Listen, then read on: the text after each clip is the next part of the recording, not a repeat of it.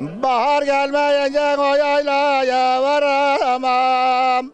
Göçersem yaylaya da sahile uğramam. Sarın benim develeri de ben yaylasız duramam. Söyle yaylam söyle, kimler geldi geçti.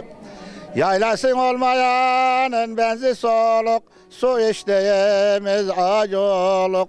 Ayran dolu sarı tuluk, kimler geldi geçti bu yayladan.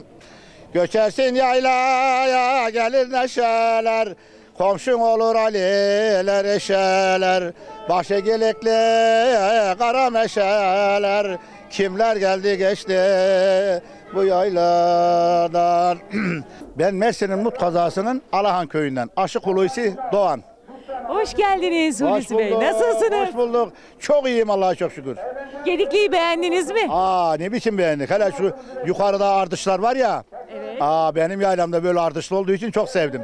Hemen kendinizi buluverdiniz. Abi buluverdik canım. Yayladayım, aynı kendi yaylamdayım şimdi. En çok dağları, develeri, davarları özlüyoruz. Çadırları özlüyoruz. İşte onların içinde yapılan hareketleri, yayık yaymayı, kıl atmayı, şöyle kıl atma vardı eskiden bir yayla ya. Onları çark ermeyi, onları yayık yaymayı, öyle tuluk hani.